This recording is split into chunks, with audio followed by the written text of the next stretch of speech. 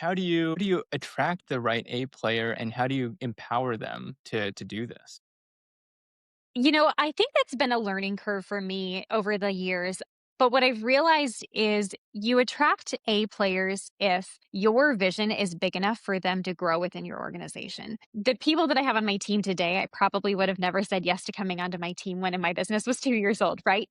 So as you level up your business and who you are and the vision of who you're going to be as an organization, I think it allows space for these A players to come behind you and build within that because they can build their career path and growth opportunities within it.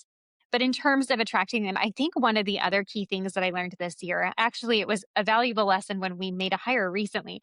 So we hired somebody in a director level role, wrong fit. Wonderful person, not the right fit. And it was one of those where within 2 weeks, we knew it was just not the right fit, didn't have the same hustle or drive, wasn't maybe picking up on things that I wanted them to be picking up on. And I was a little exhausted and exasperated. And so we went through the interview process again quickly after, and we're like, okay, we just need somebody that is going to fit the culture, that's going to make sense. And we are hustlers here. And so when we sat down, instead of a formal like interview at a desk, we decided to have an interview at a coffee shop.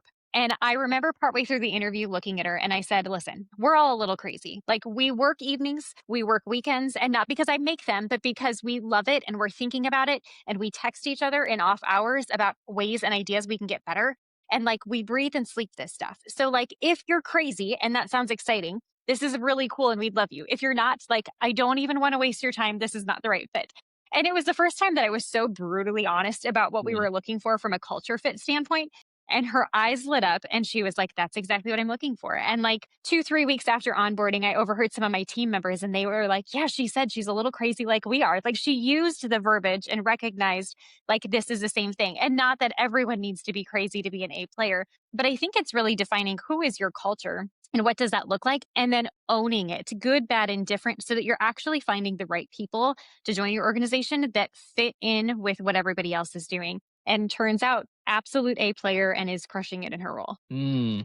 You're so right about just being brutally honest about things that matter. Because, like, it's funny. I was talking to a recruiter the other day, and she was like, we're providing some training to the candidates in the background so that they can interview better. I'm like, I don't want them to interview better. I want to know them, right? Yes. Yes. Yeah, you want to have the real candid conversations. You want to know who they are and how they're going to handle pressure. And everybody puts on a face in an interview. So, yeah, I mean, multiple interviews definitely help. Giving them test projects, all of those things help. But it's a valuable lesson of be slow to hire, fast to fire if it's not the right one.